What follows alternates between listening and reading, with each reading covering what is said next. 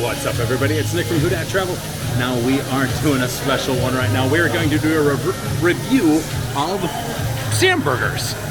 We have done a review of Not Tacos, but I want to do Samburgers as well. So I have honestly switched the way I cook burgers at home to really how Sam does. So I want to try his burgers and see what we feel of the actual ones. Now, I decided to do a Teriyaki Bacon, which is a grilled pineapple, Monterey Jack cheese, sriracha, tri-mayo, crispy onions. So I also went with a double. So this is how the burger comes. Teriyaki Bacon burger.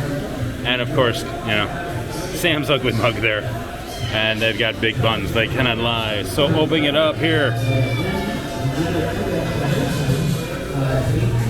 And there is the burger.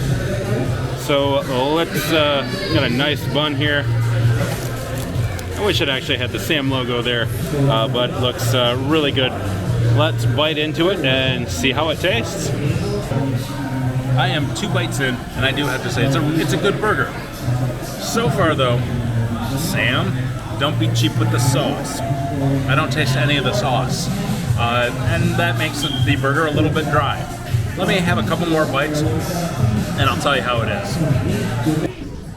All right, I want to do a couple of my final thoughts about my Samburger. Now, it was a good burger. However, I was disappointed that it didn't hold up to the principles that Sam himself talks about on his YouTube channel.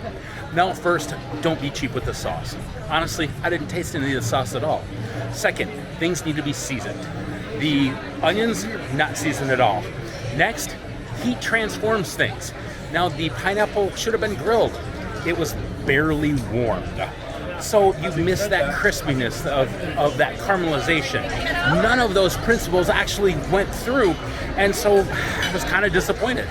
Was it a good burger? Yes. Would I get it again? Yes. Would I get it over the tacos? Absolutely. Overall, out of my 2 times at Sam's, I was disappointed with both of them. I was really expecting a little bit higher quality and a little bit higher standard set by Sam himself. Will I continue to watch his channel? Yeah, absolutely. Will I go there again? Probably not. The other problem with Little Italy, kind of smells. Had some problems that we actually had to move inside. It just wasn't appetizing, we'll say. So overall, did I like it? Yes. Was it fun to go to? Yes. Would I do it again? I don't know.